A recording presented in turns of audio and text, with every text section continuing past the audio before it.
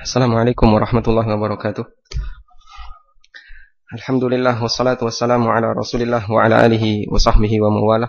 Wa asyhadu an la ilaha illallah wahdahu la syarikalah wa asyhadu anna Muhammadan abduhu wa rasuluh sallallahu alaihi wa ala alihi wa sahbihi wa sallama tasliman katsiran amma ba'du.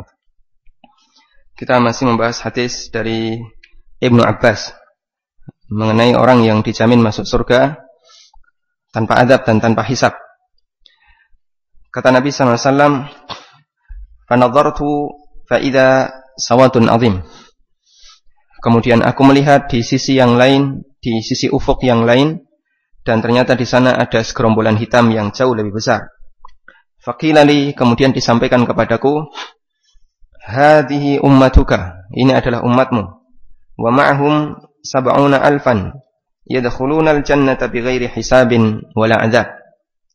Dan di antara mereka ada orang-orang yang masuk surga tanpa azab dan tanpa hisab. Tsumma nahadha fadakhala manzilahu. Kemudian Nabi sallallahu alaihi wasallam bangkit dan masuk ke dalam rumah. Karena beliau menyampaikan ceramah ini di masjid dan masjid beliau dekat dengan rumahnya. Kemudian apa yang dilakukan oleh para sahabat? Fakhadhan nasu fi ulaika. Akhirnya mereka pun diskusi tentang siapakah 70.000 orang yang kata Nabi sallallahu alaihi wasallam dijamin masuk surga tanpa adab dan tanpa hisab. Faqala ba'duhum, ada yang mengatakan fala'allahum alladzina sahibu Rasulullah sallallahu alaihi wasallam. Mungkin yang dimaksud Nabi sallallahu alaihi wasallam adalah mereka yang menjadi sahabat Nabi sallallahu alaihi wasallam. Coba kita perhatikan, ini sahabat sedang diskusi dan mereka komentar barangkali 70.000 tadi adalah para sahabat Nabi sallallahu alaihi wasallam. Terus mereka siapa? Jadi seolah-olah sahabat itu orang lain selain yang sedang berdiskusi ini. Kalau kemudian mereka menyebut bahwasanya itu adalah diri mereka sendiri, tentu mereka akan mengatakan fala'allahum nahnu. Mungkin mereka adalah kita ini. Tapi yang mereka katakan fala'allahumul ladzina sahibu Rasulullah sallallahu alaihi wasallam, mungkin mereka adalah para sahabat Nabi sallallahu alaihi wasallam. Sehingga seolah mereka mengatakan, kami bukan sahabat, ada beberapa orang yang istimewa yang dekat dengan Nabi sallallahu alaihi wasallam, dan mungkin mereka inilah yang akan dijamin masuk surga tanpa adab dan tanpa hisab. Seperti misalnya ya, saya di sini mengumumkan nanti akan ada 20 orang yang dapat hadiah. Kemudian peserta saling diskusi. Mungkin mereka peserta kajian ini. Nah, dan dia sendiri juga peserta kajian ini. Tapi maksudnya adalah peserta yang sudah datang dari awal atau sudah mengikuti kajian ini sejak lama, sehingga dia tidak termasuk di antara itu. Karena dia komentar apa? Mungkin mereka adalah peserta kajian ini. Maksudnya peserta kajian ini yang mengikuti sejak awal sudah lama. Ini sahabat dikasih tahu oleh Nabi sallallahu alaihi wasallam ada 70.000 orang yang masuk surga tanpa adab dan tanpa hisab. Kemudian salah satu komentar, mungkin mereka adalah orang yang menjadi sahabat Nabi sallallahu alaihi wasallam. Berarti dia bukan termasuk di antara yang disebutkan dalam komentar ini. Orang yang menjadi sahabat Nabi sallallahu alaihi wasallam.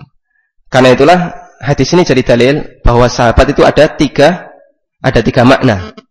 Kata sahabat itu ada 3 makna. Yang pertama, makna secara bahasa. Sahabat dengan makna secara bahasa artinya semua orang yang pernah bertemu dengan kita. Kalau sahabat Nabi sallallahu alaihi wasallam berarti semua orang yang pernah bertemu dengan beliau.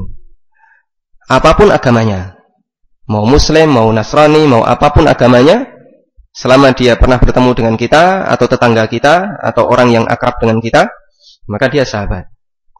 Makanya Allah Subhanahu wa Ta'ala menyebut orang musyrikin sebagai sahabat Nabi sallallahu alaihi wasallam. Allah berfirman, "Wa ma kana sahibukum bimajnun."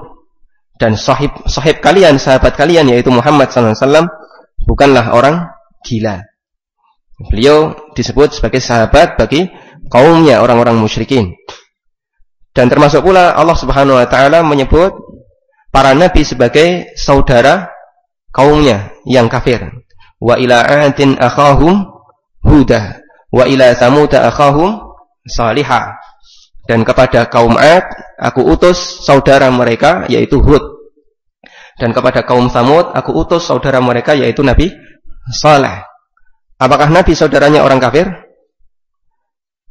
Secara bahasa benar. Mereka adalah saudaranya orang kafir karena Nabi sallallahu alaihi wasallam terlahir dari kampung itu. Sehingga mereka masih satu terah atau masih satu warga, sehingga Nabi dengan masyarakat yang mereka dakwai masih saudara. Tapi kalau saudara seagama jelas tidak. Innamal mu'minuna ikhwah. Persaudaraan yang Allah bangun itu hanya karena iman.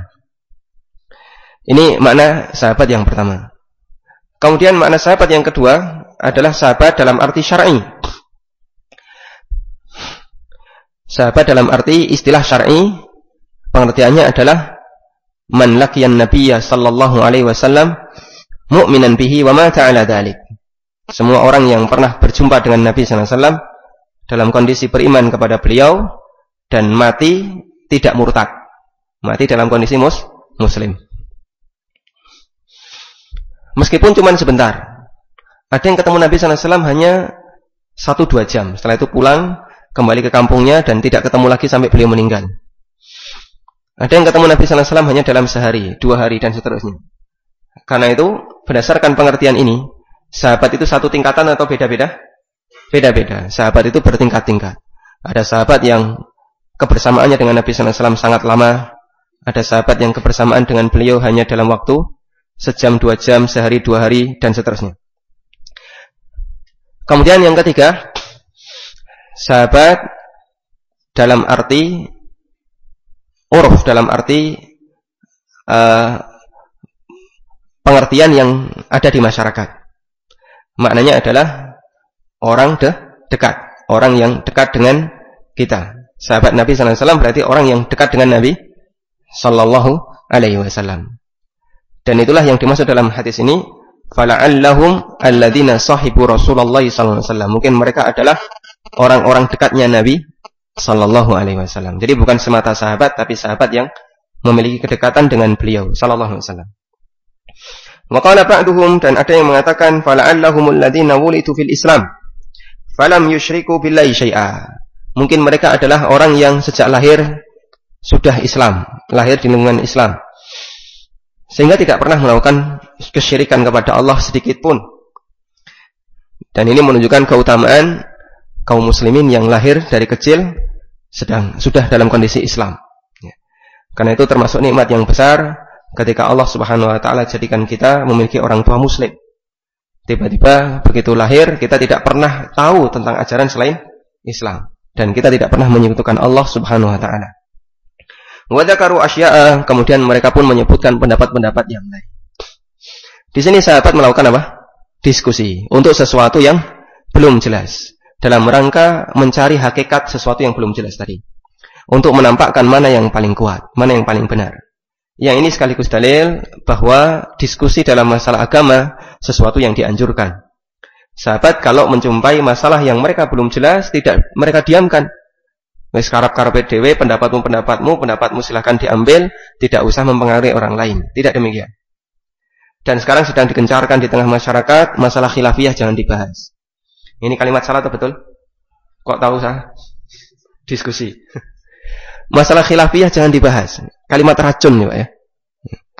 Dan banyak dai-dai yang dia mengajarkan masalah umum di tengah masyarakat, tapi pakai syarat masalah khilafiyah jangan dibahas. Ini keliru. Dan ini berbahaya. Justru karena kalimat seperti inilah orang itu bertahan dalam kesesatan. Sehingga ketika ada orang yang dinasihati, amalmu ini enggak benar, tidak sesuai ajaran Nabi SAW, seharusnya yang benar kayak gini, mentoknya masalah khilafiyah jangan dibahas. Selesai. Berarti kalau kayak gitu enggak perlu ada belajar. Enggak perlu ada kemudian orang itu mengkaji Al-Quran dan Sunnah. Padahal Allah Subhanahu wa taala mengajarkan masalah khilafiyah itu dibahas. Allah Subhanahu wa taala berfirman, "Qul atii'ullaha wa atii'ur rasul wa ulil amri minkum fa in tanaza'tum fi syai'in farudduhu ila Allahi war rasul in kuntum tu'minuna billahi wal yaumil akhir. Dzalika khairu wa ahsanu ta'wila." Katakanlah, taatlah kepada Allah, taatlah kepada Rasul dan ulil amri di antara kalian. Jadi Allah perintahkan kita untuk taat kepada 3 sosok. Taat kepada Allah, taat kepada Rasul. Yang ketaatan pada 2 hal ini tidak akan mungkin pernah terjadi perbedaan. Mungkin enggak orang taat kepada Allah, taat kepada Rasul terus beda pendapat? Rasul dan Allah beda pendapat. Siapa beliau? Beliau hanya utusan Allah, bukan Tuhan yang menetapkan aturan. Sehingga tidak mungkin Al-Quran dan Sunnah beda pendapat. Saya disuruh taat kepada Allah, taat kepada Rasul, tapi kok Allah dan Rasulnya beda pendapat, ini gimana? Bukan beda pendapat, nggak mungkin Allah dan Rasulnya beda pendapat. Makanya kalau ada Al-Quran dan Sunnah kok bertentangan, kok kelihatannya bertentangan, yang jadi hakim itu yang mana? Jangan akal kita. Kadang kita ketika melihat Al-Quran dan Sunnah, terus yang dilakukan bagaimana? Sunnahnya dibuang, Qurannya yang dipakai. Berarti akal kita yang menghakimi. Kamu yang benar, kamu yang salah. Makanya ulama mengajarkan, kalau kita menjumpai dua dalil yang kelihatannya bertentangan, tuding dulu akal kita. Fattahim ra'yak, tuding dulu akal kita. Berarti saya yang bodoh. Saya nggak dong, saya nggak paham, sehingga ini ada dua dalil, saya pahami kok ternyata bertentangan. Nah, ketika kita menyalahkan diri kita sendiri, maka akal kita ini nggak main untuk jadi hakim. Dan inilah sebab Bani Israel jadi sesat. Yu'minuna bi ba'dil kitab wa yakfuruna bi ba'd. Beriman kepada sebagian wahyu dan menolak sebagian wahyu. Al-Quran dan Sunnah dua-duanya wahyu. Bani Israel mengambil sebagian wahyu dan meninggalkan sebagian wahyu karena akalnya yang bermain. Akal mereka menjadi hakim terhadap wahyu itu. Makanya ketika terjadi seperti ini, tolong tundukkan dulu akal, ditutup dulu akal, ya. Kemudian biar dia nggak berusaha untuk jadi hakim. Ketika betul-betul nggak bisa memahami, baru silahkan konsultasikan kepada yang paham. Karena kewajiban orang yang nggak paham itu tanya kepada yang paham. Fas'alu ahla dzikri in kuntum la ta'lamun. Tanya kepada yang paham. Kalau nggak dong nggak nekat nyimpulkan sendiri, bahaya. Nanti jadinya bagaimana? Dia akan gunakan logikanya untuk menghakimi Al-Quran dan Sunnah. Padahal tidak mungkin Al-Quran dan Sunnah ini bertentangan. Kalau ada yang bertentangan, itu bukan karena bertentangan, bukan karena hakikatnya bertentangan, tapi karena akal kita yang tidak sanggup untuk memahaminya dengan benar. Ya. Kemudian yang ketiga, kita diperintahkan untuk taat kepada ulil amri. Dan makna ulil amri dalam ayat ini ada dua. Pertama, ulil amri dalam masalah dunia, mereka adalah pemerintah. Dan yang kedua, ulil amri dalam masalah agama, mereka adalah ulama. Kita punya ulil amri, dan banyak ulil amri di sekitar kita. Termasuk pimpinan perusahaan juga ulil amri, kepala di daerah kita juga ulil amri, sampai yang tertinggi presiden yang ada di tempat kita. Dan bisa dipastikan ketika kita berinteraksi dengan mereka ada beda pendapat. Tapi itu urusan dunia. Nanti penyelesaiannya kembali kepada mana yang paling maslahat selama tidak melanggar aturan. Yang kedua, kita juga diperintahkan untuk taat kepada ulil amri, yaitu para ulama. Yang mereka adalah ulil amri dalam masalah agama. Dan yang ulil amri yang kedua ini, kemungkinan untuk terjadi beda pendapat sangat banyak. Karena kebenaran hanya satu, maka Allah Subhanahu wa taala ajarkan, kalau terjadi fa in tanaza'tum fi syai', kalau kalian beda pendapat dalam masalah sesuatu, kembalikanlah kepada dua yang pertama. Karena dua yang pertama ini tidak mungkin bertentangan. Faruddu ilallah war rasul. Kembalikan kepada Al-Quran dan Sunnah. Perintah kembalikanlah kepada Allah dan Rasulnya ketika terjadi perselisihan pendapat, menunjukkan bahwa yang namanya beda pendapat itu harus dibahas, bukan didiamkan. Bukan terserah sakarepe, pendapatmu walana a'maluna walakum a'malukum, amalmu, amalku. Bukan demikian. Namun dibahas dan didekatkan mana yang lebih sesuai dengan Al-Quran dan Sunnah. Sehingga orang itu akan terwujud. Kalau masyarakat punya prinsip kayak gini, akan terwujud persatuan dalam masalah prinsip beragama. Tidak akan sampai terjadi adanya sekte sesat, aliran sesat, ya, dan seterusnya. Karena semuanya semangat untuk mengembalikan kepada Al-Quran dan Sunnah dengan logika yang benar. Ini pelajaran yang bisa kita ambil dari apa yang dilakukan oleh para sahabat. Namun, di situ perlu ada catatan. Jika diskusi itu dilakukan antar sesama orang awam, maka pastikan ada guru yang memandu. Jadi tidak lepas. Kita boleh saja punya forum, punya grup, di situ diskusi masalah agama, tapi tolong jangan sampai lepas. Terserah siapa yang mau berpendapat, silahkan.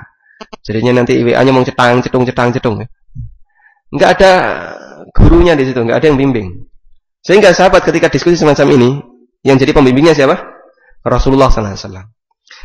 Akhirnya ketika Nabi sallallahu alaihi wasallam keluar, fa kharaja Rasulullah sallallahu alaihi wasallam fa akhbiruhu. Ketika Nabi sallallahu alaihi wasallam keluar rumah, sahabat pun langsung menyampaikan diskusi mereka. Faqala, kemudian Nabi sallallahu alaihi wasallam menyebutkan bahwa 70.000 orang tadi bukan golongan tertentu, tapi sekelompok manusia yang punya sifat tertentu. Siapa mereka? Humul ladina la yastarqun wa la yaktawun wa la yatatayyarun wa ala rabbihim yatawakkalun.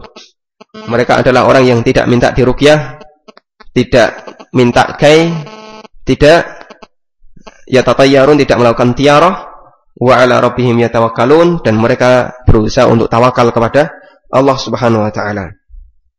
Faqama Ukasyah bin Mihsan. Kemudian Ukasyah bin Mihsan bangkit. Yang ini menunjukkan bahwasanya kajian Nabi sallallahu alaihi wasallam duduk pesertanya, bukan berdiri. Ukasyah bin Mihsan berdiri, kemudian beliau mengatakan, "Ya Rasulullah, ud'ullaha ayyaj'alani minhum." Ya Rasulullah, doakanlah aku agar Allah Subhanahu wa taala menjadikan aku termasuk mereka. Faqala, kemudian Nabi sallallahu alaihi wasallam mengatakan, "Anta minhum." Kamu termasuk mereka. Dan Nabi sallallahu alaihi wasallam posisinya sambil duduk. Beliau kalau ngasih ceramah duduk di atas mimbar, peserta para sahabat juga duduk. Kalau ada yang tanya, kadang berdiri. Ini menunjukkan bahasanya berdiri sambil atau ketika mau bertanya bukan tindakan yang kurang ajar kepada guru atau enggak sopan kepada guru. Biasa saja. Kok ini pertanyaannya enggak pakai kertas, Pak? Nah. Ya, pakai kertas juga boleh, tapi zaman itu belum ada fasilitas banyak kertas kayak gitu. Faqala, kemudian Nabi sallallahu alaihi wasallam mengatakan, "Anta minhum." Kamu termasuk di antara mereka. Tsumma qama rajulun, kemudian ada orang lain yang juga ikut bangkit. Ud'ullaha ayyaj'alani minhum. Kalau begitu ya Rasulullah, jadikanlah aku termasuk mereka. Faqala Nabi sallallahu alaihi wasallam, "Sabaqaka biha Ukasyah." Kamu kedahuluan Ukasyah. Hadis riwayat Bukhari Muslim. Baik. Kita akan bahas siapakah 70.000 orang yang dijamin masuk surga tanpa adab dan tanpa hisab. 70.000 orang yang dijamin masuk surga tanpa adab dan tanpa hisab. Disebutkan dalam riwayat yang lain, mereka adalah pemimpin. Dan masing-masing membawa pengikut 70.000 orang juga. Sehingga 70.000 orang diikuti oleh masing-masing 70.000 orang. Masuk surga tanpa adab dan tanpa hisab. Berarti jumlahnya berapa?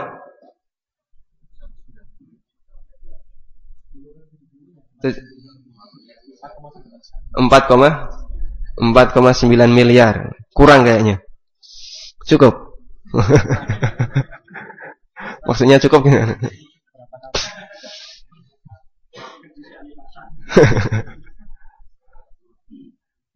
4,9 miliar tambah 70.000 pimpinannya kan belum dihitung ya. Ini jumlah manusia yang dijanjikan oleh Allah Subhanahu wa taala masuk surga tanpa azab dan tanpa hisab. Dan mereka hanya di kalangan umat Muhammad sallallahu alaihi wasallam.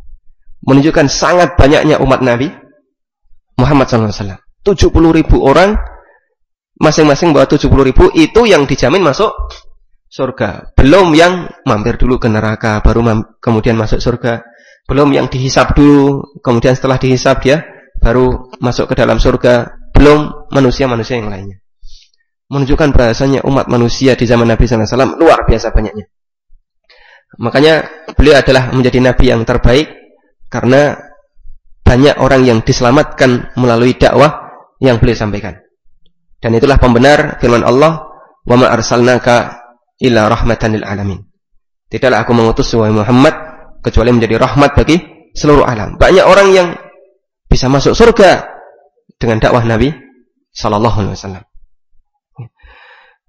Kemudian siapakah mereka ini? Para ulama beda pendapat. Ada yang mengatakan mereka terbatas seperti yang disebutkan dalam hadis ini. Dan ada yang mengatakan bahwasanya mereka ini seperti yang disebutkan oleh Allah di surat Fatir ayat 32. Allah Subhanahu wa taala berfirman, "Tsumma awrathnal kitaba alladzina istafaina min ibadina." Kemudian aku wariskan Alkitab, yaitu Al-Qur'an, alladzina istafaina, kepada orang-orang yang menjadi pilihan kami, min ibadina, di antara hamba-hamba kami. Allah Subhanahu wa taala menyebut Al-Qur'an itu sebagai warisan. Warisan dari siapa? Dari Nabi sallallahu alaihi wasallam. Makanya ilmu itu warisan. Dan termasuk Al-Qur'an juga warisan. Kata Allah, kemudian aku wariskan Alkitab kepada orang-orang yang menjadi pilihan kami min ibadina, di antara hamba kami. Nah, di antara mereka yang menjadi pewaris kitab ini, yaitu seluruh kaum muslimin yang menjadi pengikut Nabi sallallahu alaihi wasallam, ada 3 jenis manusia. Faminhum zalimun li nafsi. Di antara mereka ada yang mendolimi dirinya sendiri. Artinya, mereka banyak berbuat dosa. Mereka mati tapi masih membawa dosa. Sehingga mereka berhak untuk mendapatkan hukuman. Berhak untuk mendapatkan hukuman. Bukan wajib ya. Berhak itu bisa jadi diwujudkan, bisa jadi tidak. Wa minhum muqtasid. Dan jenis yang kedua ada di antara mereka yang muqtasid. Manusia pertengahan. Bagaimana itu? Impas antara dosa dan pahala. Dia melakukan kewajiban, tidak pernah meninggalkan kewajiban, tapi di saat yang sama dia juga melakukan dosa. Namun pahala ketaatan yang dia miliki bisa menutupi dosa yang dia lakukan. Muqtasid. Kemudian yang ketiga, wa minhum sabiqun bil khairat biidznillah. Dan di antara mereka umat Islam itu ada yang sabiqun bil khairat, orang-orang yang mendahului yang lain dalam masalah kebaikan dengan izin Allah Subhanahu wa taala. 3 jenis manusia umat Islam yang Allah sebutkan dalam Al-Qur'an. Dan kata Syekh Abdullah Al-Ghunaiman, yang dimaksud dengan 70.000 orang masuk surga tanpa adad dan tanpa hisab adalah sabiqun bil khairat. Sabiqun bil khairat, orang-orang yang mendahului orang lain dalam kebaikan.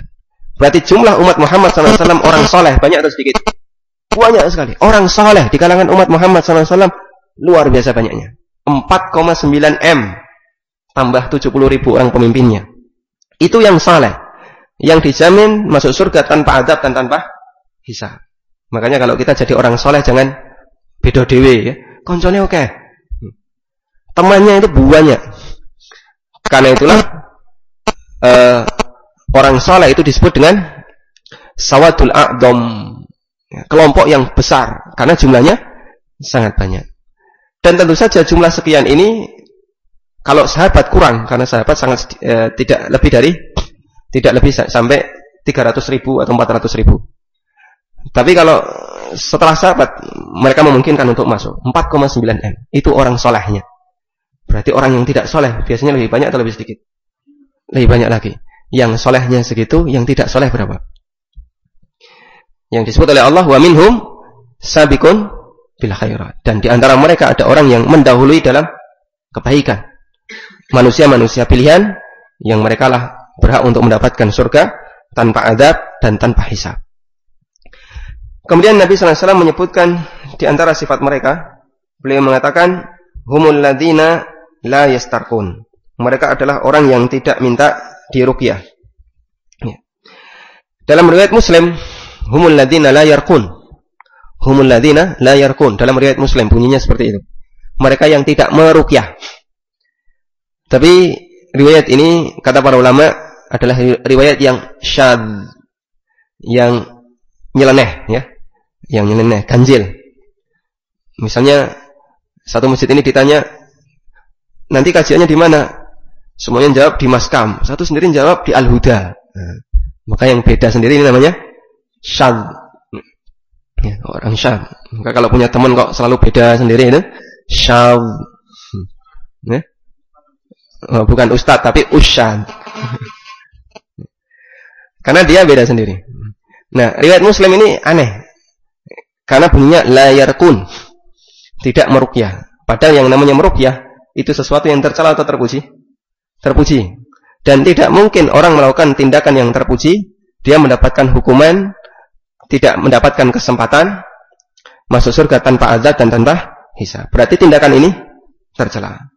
Karena itulah bunyi la yarqun dalam riwayat Muslim didhaifkan oleh para ulama, dan ini salah satu di antara hadis atau di antara bukti bahwa Sahih Muslim ada hadis yang bermasalah. Ya. Kalau kita sering mendengar ini tuduhan orang Syiah, Ahlu Sunnah itu menganggap Sahih Bukhari Muslim seperti Quran. bohong, enggak benar. Ahlussunnah tidak menganggap Sahih Bukhari Muslim seperti Quran. Studi kritis terhadap Sahih Bukhari Muslim juga dilakukan oleh para ulama Ahlussunnah. Tidak semua yang ada dalam Sahih Bukhari diterima oleh mereka. Ya. Karena itu, kalau klaim orang Syiah, kitab-kitab kami juga kami kritisi, maka seharusnya Ahlussunnah juga mengkritisi kitab mereka. Jawabannya, kita sejak lama sudah mengkritisi kitab Ahlussunnah. Karena tidak ada satu kitab di dunia ini yang sahih 100% selain Quran. Sebagaimana kata Al-Muzanni, innallaha la yarda ayyakuna kitaban as-sahhu minal Quran. Allah Subhanahu wa taala tidak pernah ridha di alam ini ada kitab yang lebih sahih daripada Quran. Makanya sekalipun sekelas hadis Bukhari Muslim, Muwatta Imam Malik, atau kitab-kitab yang lainnya yang dipuji oleh para ulama, tidak ada yang kemudian sahih 100%. Sampai semua kata di situ benar, enggak ada.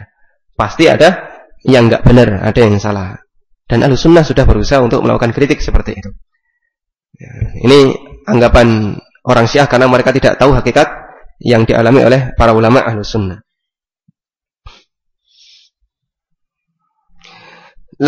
Sehingga yang benar adalah la yastarqun, tidak minta diruqyah.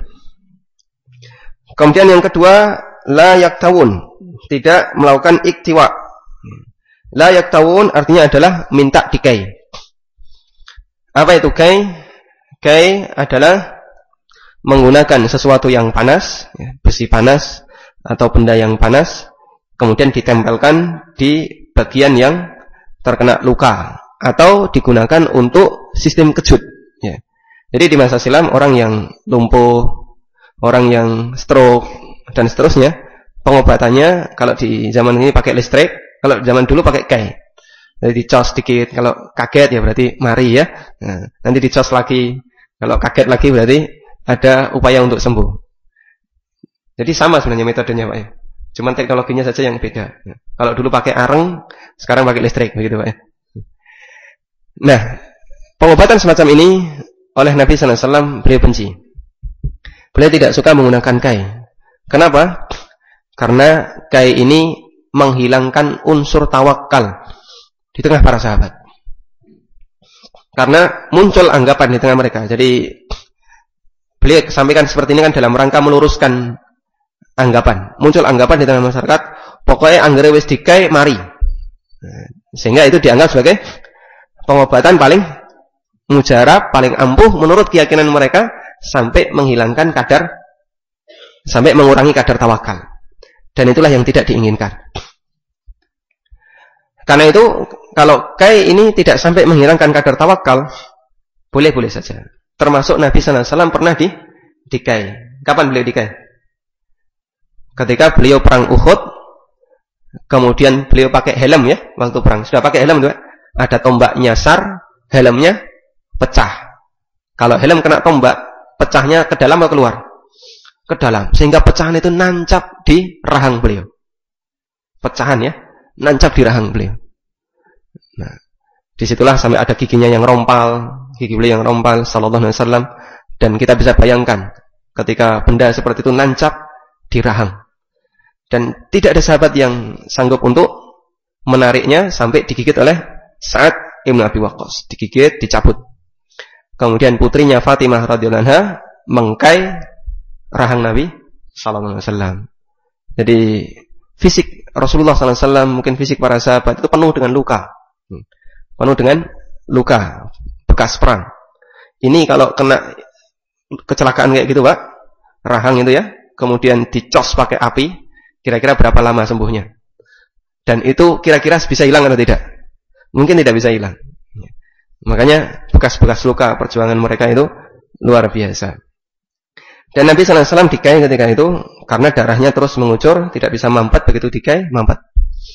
Kering bagian luar sehingga darahnya tidak keluar. Dan Nabi sallallahu alaihi wasallam tidak menyukai pengobatan semacam ini. Kemudian tadi saya lupa tambahannya untuk istirqa, minta ruqyah. Minta ruqyah ini juga dilarang. Kenapa? Karena ini biasanya menghalangi orang untuk tawakal. Yang terjadi orang itu kalau sudah kecanduan ruqyah, sedikit-sedikit minta ruqyah. Kadang ada orang yang tiba-tiba lapor ke saya mau ruqyah, enaknya di mana? Nah, kamu sakit atau tidak kok minta di ruqyah? Ngerti-ngerti minta ruqyah. Dan rata-rata pengalaman mereka yang baru semangat untuk belajar Islam, itu pertanyaannya minta ruqyah. Saya juga nggak tahu apa latar belakang mereka kok sampai semangat dengan ruqyah. Wong sehat walafiat, badannya seger ya, masih muda, tiba-tiba minta di ruqyah. Mohon untuk kita pahami bahwa penyakit batin, wah dulu saya nakal, dulu saya banyak maksiat, dulu saya ini semuanya penyakit batin. Ini pengobatannya bukan ruqyah, tapi pengobatannya kajian tafsir. Jadi boleh saja saya mau belajar Quran untuk mengobati saya karena dulu saya nakal, saya bandel. Ya silahkan, tapi bukan ruqyah, bentuknya ngaji, bentuknya kajian Islam, kajian agama. Dan itu prosesnya lama. Tapi kan kadang orang ingin instan, saya mau membersihkan semua penyakit hati saya, ya nggak bisa. Kalau kayak gitu enak sekali Pak ya. Bikin toko ya. Makanya karena gara-gara minta ruqyah, sehingga kaum muslimin itu terkadang muncul ketergantungan kepada orang lain. Wah, saya kok nggak tenang tak ke sana. Akhirnya ini membuka lowongan pekerjaan. Ada apa? Lembaga atau pondok ruqyah, nanti ada tim ruqyah dan seterusnya. Ya, ini menguntungkan secara ekonomi ya. Membuka lowongan pekerjaan bangane ustadz yang nganggur. Tapi seperti ini tidak disarankan. Karena menciptakan ketergantungan seseorang kepada orang lain. Padahal kita dianjurkan untuk jadi orang yang mandiri. Semakin mandiri manusia makin bagus. Ta'alluqul qalbi, ketergantungan hatinya kepada Allah, bukan kepada orang lain. Maka jangan hobi sedikit-sedikit minta ruqyah. Saya mau ngeruqyah diri saya sendiri padahal tanpa sebab. Kalau ruqyah itu untuk ruqyah rutin seperti yang dilakukan Nabi sallallahu alaihi wasallam setiap mau tidur, silahkan. Tapi itu beliau lakukan ketika beliau sakit ya. Di akhir-akhir hayat beliau, setelah beliau sudah mulai sakit-sakitan, beliau lebih sering melakukan ruqyah dengan membaca Qul huwallahu ahad, Qul a'udzu birabbil falaq, Qul a'udzu birabbin nas, kemudian diusap-usapkan ke seluruh tubuh. Cuman kalau kebiasaan sering minta ruqyah, seolah ada sesuatu yang ganggu sedikit minta ruqyah, kok hati saya selalu mangkel terus ya, enggak enak, galau, terus ruqyah. Bukan itu obatnya. Obat untuk galau, stres, mangkel dan seterusnya, itu obatnya satu ya, utangnya dilunasi. Nah, kalau utangnya durung mari yang buat diruqyah tetap ora mari. Bagaimana? Pas. Nah ini aneh kadang saya minta ruqyah. Nah, masalahnya bukan di situ, masalahnya bukan di penyakit fisiknya, tapi memang dia punya masalah batin. Karena itu hindari yang namanya minta ruqyah, baik untuk diri sendiri maupun orang lain, untuk diri sendiri maupun orang lain. Dan inti ruqyah itu doa. Inti ruqyah adalah doa. Sementara ruh doa itu adalah kekuatan batin. Ruh dari doa itu kekuatan batin. Semakin tinggi ketergantungan kita kepada Allah, semakin tinggi pengharapan kita kepada Allah, maka semakin berkualitas doa itu. Kalau ada orang yang berdoa dan harapan dia sangat besar, insya Allah Allah Subhanahu Wa Taala akan mengabulkannya, maka kemungkinan doa itu dikabulkan juga sangat besar. Sebagaimana Nabi Sallallahu Alaihi Wasallam mengatakan dalam hadis qudsi, Allah berfirman, Ana inda dhanni abdi bi. Saya sesuai dengan persangkaan hambaku tentangku, dan Allah Maha tahu tentang hati kita. Kalau kita berdoa, ya Allah minta A, minta B, minta C, tapi batin kita setelah dikabulnya ya ora apa-apa. Dan Allah lihat hati kita. Pak nek kowe ora butuh kok ya ora kakek. Ya kayak gini, gimana Allah akan mengabulkan doanya? Dan banyak di antara doa-doa yang kita ucapkan itu tidak melekat dalam batin. Mau diucapkan ya dikabul, syukur atau dikabul ya luweh. Nah, kalau kayak gini bagaimana Allah Subhanahu Wa Taala akan mengabulkan doanya? Dan kalau kita disuruh bandingkan mana yang lebih besar pengharapannya, doa sendiri ataukah didoakan orang lain?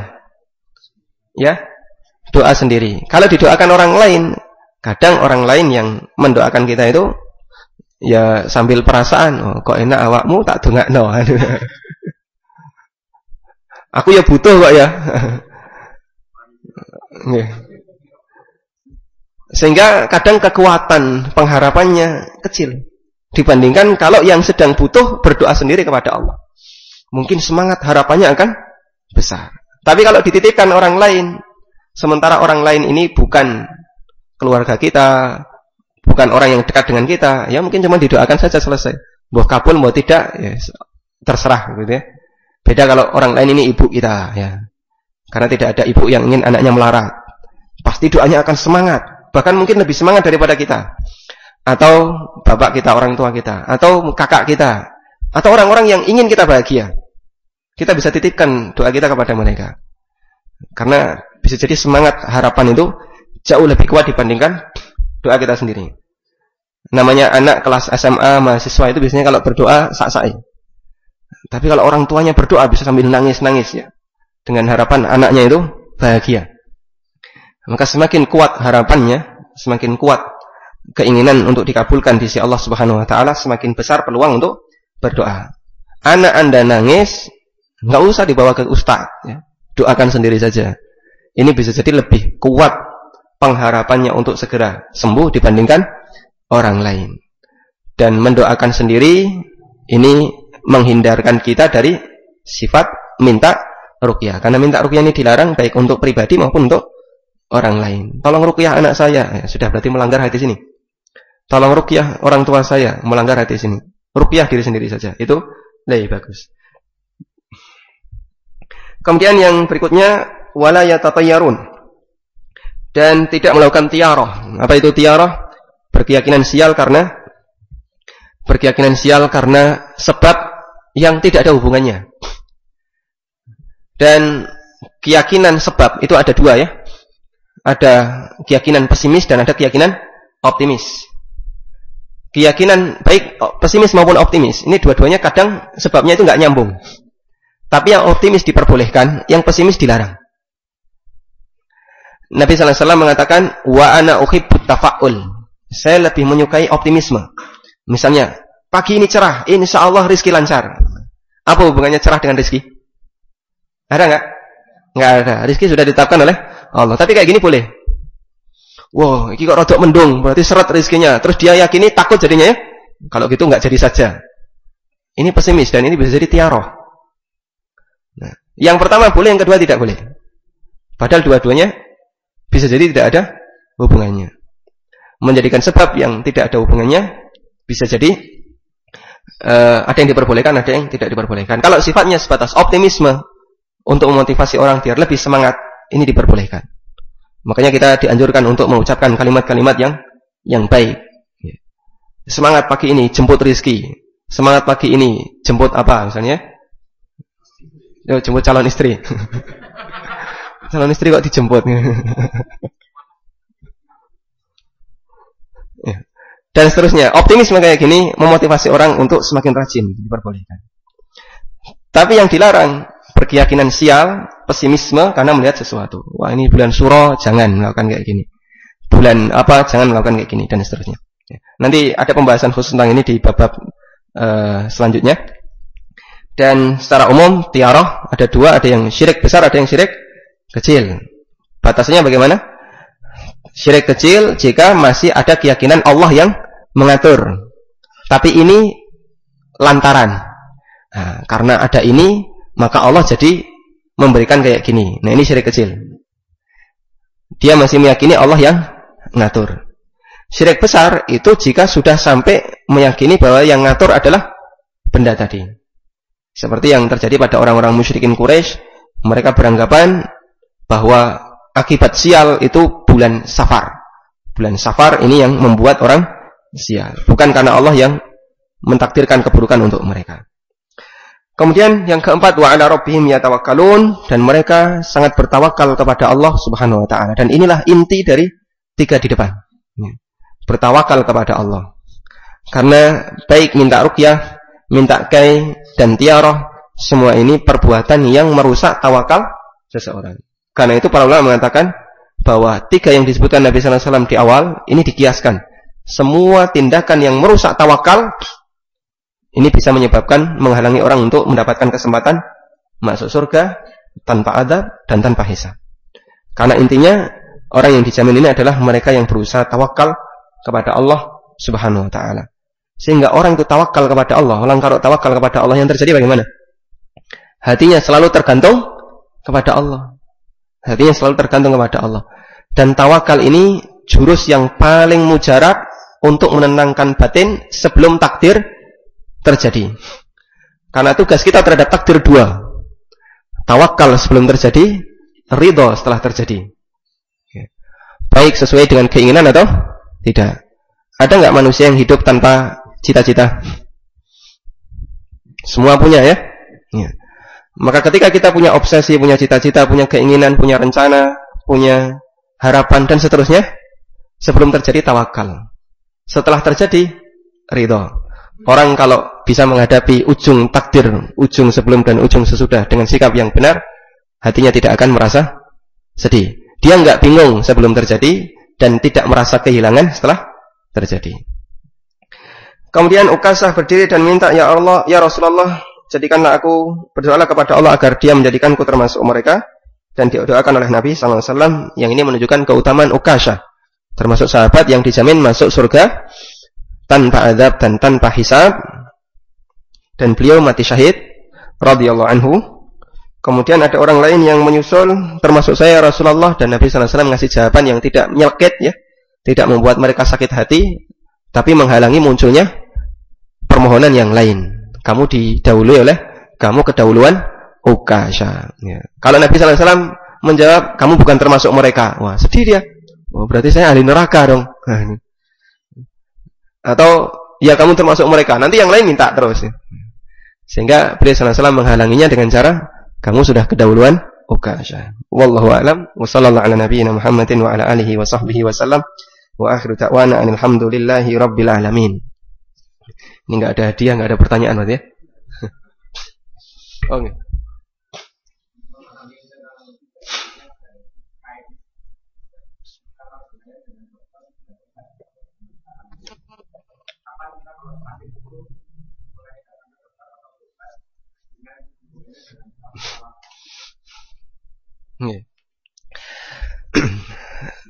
Kedepankan dulu prinsip yang paling penting bagi setiap mukmin, bahwa ketika mereka mendapatkan musibah adalah sabar dan gantungkan harapannya kepada Allah. Makanya yang dipikirkan ketika kita sakit, jangan terlalu mikir obat dulu, pikirkan Allah yang akan menyembuhkan ya. Itu satu ya, sebagaimana yang dilakukan oleh Ibrahim, wa idza maridtu fahuwa yashfin. Ketika Ibrahim menjelaskan siapakah Tuhan beliau mengatakan, Tuhanku itu kalau saya sakit, dia yang menyembuhkanku. Untuk menanamkan bahwa kesembuhan itu datang dari Allah. Kemudian kapan orang itu boleh mengambil obat? Terserah, selama dia butuh. Sebagaimana kapan kita makan ketika lapar. Ketergantungan kita kepada Allah. Allah Subhanahu wa taala yang ngasih makanan, saya sedang lapar, cari makanan. Termasuk kita ketika butuh duit, Allah yang ngasih rezeki, terus kita bekerja. Anda ketika dalam kondisi waliyadzubillah misalnya, kita tidak ingin seperti itu, gak punya harta sama sekali, sementara butuh makanan, keluar rumah ingin untuk mencari apa yang bisa dimakan untuk kita dan keluarga. Kalau dia mukmin, mungkin tawakalnya akan luar biasa. Bismillah dapat pekerjaan, atau bismillah dapat uang. Itu contoh bagaimana orang mengambil sebab tapi tawakalnya digantungkan kepada Allah Subhanahu wa ta'ala. Termasuk juga orang yang sakit. Kemudian dia ketika ingin berobat, yang pertama perlu dihadirkan Allah yang menyembuhkan, obat ini hanya sarana. Karena dengan prinsip ini akan menghalangi kita untuk tidak nekat mengambil pengobatan yang dilarang. Kadang kan ada orang, wah ini obatnya ada unsur haramnya, atau pakai obat dilarang. Obatnya harus makan ular misalnya, atau makan empedu babi. Nah ini kan dilarang, tapi orang mikirnya ini obat kok terpaksa, nanti dulu. Obat itu bukan terpaksa. Yang menyembuhkan siapa? Allah. Obat itu hanya sebab. Apa ada jaminan kalau makan ini pasti sembuh? Kalau habis makan terus mati gimana? Malah jadi gawe, jadi rusak ya, jadi bahaya. Makanya kalau orang punya tawakal, ketika dia berhadapan dengan sesuatu yang itu melanggar syariat, dia akan tinggalkan. Termasuk juga ini saya dapat keluhan, suaminya itu sudah cemburu luar biasa, tapi istrinya santai-santai saja. Dia hamil, mintanya ke dokter kandungan laki-laki. Cuman itu saja yang bisa, yang paling bagus. Apa ada jaminan kalau pakai dokter kayak gini terus nanti jadi sehat walafiat? Kan tidak jaminan. Ini contoh bagaimana pengaruh tawakal yang kurang, pemahaman orang yang kurang, bahwa yang menyembuhkan penyakit hanya Allah Subhanahu wa taala.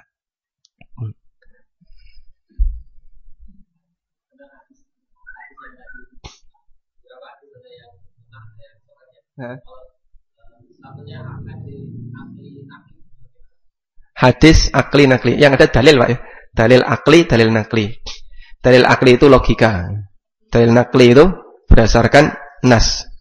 Dalil nakli itu ini sahih atau tidak. Misalnya begini. Allah perintahkan aqimus shalah, lakukanlah salat. Logika kita bicara gimana? Berarti salat itu wajib. Kok ada orang yang bilang, ya aku durung siap. Berarti logikamu ora nyambung kan itu. Wong wajib kok pakai siap enggak siap. Kamu yang namanya hamba harus siap melakukan yang wajib. Tidak bisa beralasan aku durung siap. Masa perintah nunggu siap dulu? Berarti Allah jangan perintahkan sampai aku siap. Logikanya enggak nyambung. Itu yang dimaksud akli. Dan Allah berikan kita akal untuk memproses, ini ada dalil kayak gini, terus kamu harus bersikap apa? Oh, saya harus bersikap ini. Oh, berarti logikamu benar. Tapi jangan gunakan logika malah untuk ngeyeli nas. Yang ini berarti logikanya enggak nyambung. Itu dalil akli namanya.